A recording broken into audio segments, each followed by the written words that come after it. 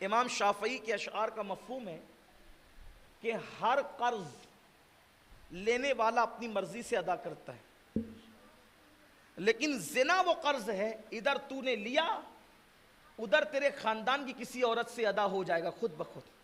جیسے شیشے کے گھر میں بیٹھ کر کوئی پتھر مارے کسی کے گھر پہ، اور کا گھر ٹوٹے نہ ٹوٹے آپ کی شیشے کی دیوار ضرور ٹوٹے گی۔ اس لیے توبہ کرو، زنا سے بچو۔ قرآن کہتا ہے وَلَا تَقْرَبُوا الزِّنَا إِنَّهُ كَانَ فَاحِشًا وَسَاءَ سَبِيلًا، کہ زنا کے قریب بھی مت جاؤ، یہ اس کے قریب پھٹکو بھی مت، نگاہوں کی حفاظت کرو، جو چیزیں زنا کی طرف لے جاتی ہیں اس طرف نہ جاؤ، پلٹو اللہ کی طرف، نگاہوں میں تقدس پیدا کرو، طہارت پیدا کرو، اور ہو سکے تو اپنی بیویوں سے کبھی دور ہی مت رہو۔ کیا زنا ایک قرض ہے؟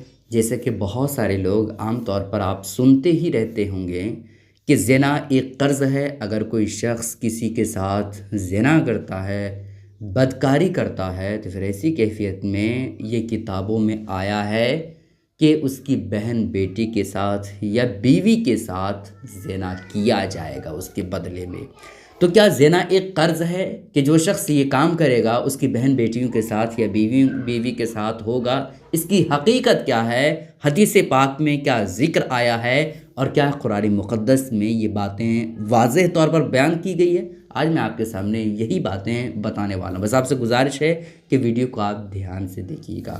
دوستو دیکھیں، زنا کے تعلق سے عام طور پر جو لوگ یہ بتاتے ہیں اور لوگوں میں یہ بات پھیلی ہوئی ہے کہ کما تدینو کما تدان، جیسا کرو گے ویسا بھرو گے۔ اس کا مطلب یہ ہے کہ اگر آپ کسی بہن بیٹی کے ساتھ بدکاری کرتے ہو، غلط کام کرتے ہو، ہے نا، تو پھر ایسی کیفیت میں آپ کی بہن اس قرض کو چکائے گی، آپ کی بیٹی اس قرض کو چکائے گی، یا پھر آپ کی بیوی اس گناہ کو مٹائے گی، اور پھر ایسی کیفیت میں وہ بھی زنا کرے گی، ہے نا۔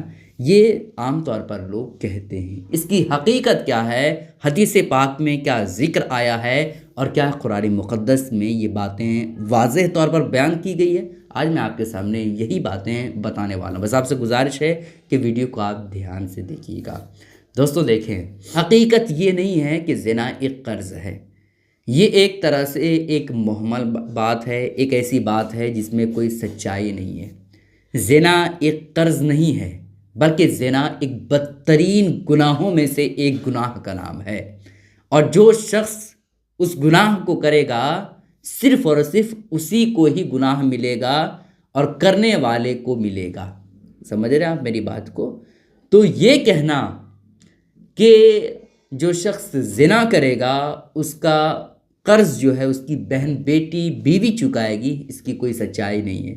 میں ایسے ہی ہوا میں نہیں بول رہا ہوں، بلکہ رب تعالیٰ نے قرآن مقدس میں ارشاد فرمایا ہے سورہ فاطر میں کہ وَلَا تَزِرُ وَازِرَةٌ وِزْرَ أُخْرَىٰ، جس کا مطلب ہوتا ہے کہ کوئی بوجھ اٹھانے والی جان دوسرے کی بوجھ نہیں اٹھائے گی، ہے نا۔ مطلب یہ ہے کہ ایسا نہیں ہوگا کہ آپ نے گناہ کیا ہے اور اس گناہ کی سزا آپ کی بہن کو ملے یا بیٹی کو ملے یا بیوی کو ملے، کیونکہ قرآن مقدس میں صاف لفظوں میں بیان کیا گیا ہے کہ وَلَا تَزِرُ وَازِرَةٌ وِزْرَ أُخْرَىٰ، کہ کوئی بوجھ اٹھانے والی جان دوسرے کی بوجھ نہیں اٹھائے گی۔ سمجھ رہے آپ میری بات کو؟ تو یہ عام طور پر جو مقرر لوگ یا دوسرے لوگوں سے آپ سنتے آ رہے ہیں کہ زنا ایک قرض ہے، اس کی ادائیگی اس کی بہن بیٹی کی کرتی ہے یا کرے گی آنے والے وقت میں، اس کی کوئی سچائی نہیں ہے۔ یہ مقرر حضرات جو اس طرح کے بیان دیتے ہیں وہ کیوں دیتے ہیں وہ بھی آپ سماعت کر لیں، اور یہ بات لوگوں تک کیسے پہنچی کہ زنا ایک قرض ہے۔ اس کے پیچھے ایک راز ہے، وہ راز یہ کہ نبی پاک علیہ الصلوۃ والسلام سے جب ایک شخص نے زنا کے حوالے سے پوچھا کہ ہمیں آپ زنا کی اجازت دے دیجیے، تو نبی پاک علیہ الصلوۃ والسلام نے حکمت کے طور پر اس کی قباحت اور اس کی برائی کو اس کے سامنے رکھنے کے لیے یہ ارشاد فرمایا کہ اگر اس کے گھر کی عورتوں کے ساتھ زنا کیا جائے تو اسے کیسا محسوس ہوگا۔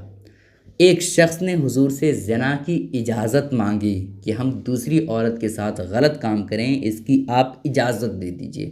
تو نبی پاک علیہ الصلوۃ والسلام نے ارشاد فرمایا کہ تمہاری بہن کے ساتھ یا تمہاری بیٹی کے ساتھ یا تمہاری ماں کے ساتھ کوئی زنا کرے تو تمہیں کیسا لگے گا؟